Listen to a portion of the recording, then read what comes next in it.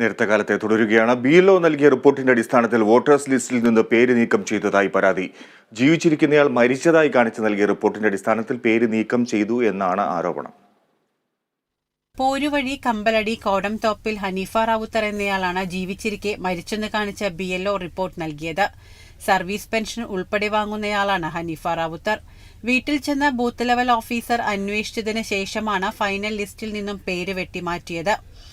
80 വയസ്സ് കഴിഞ്ഞവരെ വീട്ടിലെത്തി വോട്ട് ചെയ്യിക്കുന്നതിന് അപേക്ഷയും നൽകി കാത്തിരിക്കുമ്പോഴാണ് മരിച്ചതായി കാണിച്ചുള്ള റിപ്പോർട്ട് ഹനീഫയെ തേടിയെത്തിയത്. ഓഫീസർമാർ വീട്ടിലെത്തി വോട്ട് ചെയ്യിക്കാത്തതിനെ തുടർന്ന് നടത്തിയ അന്വേഷണത്തിലാണ് ഹനീഫ റാവുത്തർ മരിച്ചെന്ന് കാണിച്ച് BLO റിപ്പോർട്ട് നൽകിയതായി അറിയുന്നത്. ജീവിച്ചിരിക്കെ താൻ മരിച്ചതായി കാണിച്ച് തന്റെ വോട്ടവകാശം നിഷേധിച്ചാൽ പോളിംഗ് ബൂത്തിന് മുന്നിൽ സമരം ചെയ്യുമെന്ന് ഹനീഫ റാവുത്തർ പറയുന്നു. ഞാൻ 60 വർഷമായി വോട്ട് ചെയ്യുന്നവനാണ്. എൻ്റെ വോട്ട് എനിക്ക് കിട്ടിയില്ലെങ്കിൽ ഞാൻ നാളെ ബൂത്തിൻ്റെ അതായത് വോട്ട് എടുക്കുന്ന സ്ഥലത്ത് ആരെങ്കിലും സഹായത്താൽ എന്നെ അവിടെ വച്ചുകൊണ്ടിടാൻ പറയും. ഞാൻ അതിൻ്റെ അവിടെ കിടക്കും. അതാണ് ഞാനിപ്പോൾ തീരുമാനിച്ചിരിക്കുന്നത്. അതേസമയം ഹനീഫ റാവുത്തറുടെ പേര് ബോധപൂർവം വെട്ടിമാറ്റിയതാണെന്ന് CPIM ശൂരനാട് ഏരിയ കമ്മിറ്റി അംഗം അക്കരയിൽ ഹുസൈൻ ആരോപിച്ചു. വോട്ടർ പട്ടിക വന്നതിന് ശേഷമാണ് ഇത് മനസ്സിലാവുന്നത്.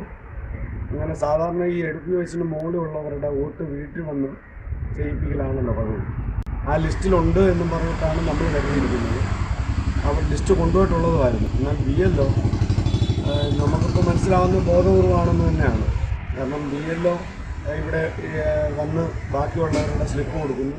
വോട്ടർ പട്ടികയിൽ ഇനി വോട്ട് വന്ന് ചെയ്യിപ്പിക്കും, വീട്ടിൽ വന്ന് ചെയ്യിപ്പിക്കും എന്നാണ് പറഞ്ഞിരുന്നത്. പക്ഷേ പിന്നീട് ഡേറ്റ് കഴിഞ്ഞല്ലോ, അതിൻ്റെ ഡേറ്റ് കഴിഞ്ഞു. ഇപ്പം ഒരു വല്ലാത്ത പ്രതിസന്ധിയിലാണ്. കേരള വിഷൻ ന്യൂസ്, കൊല്ലം.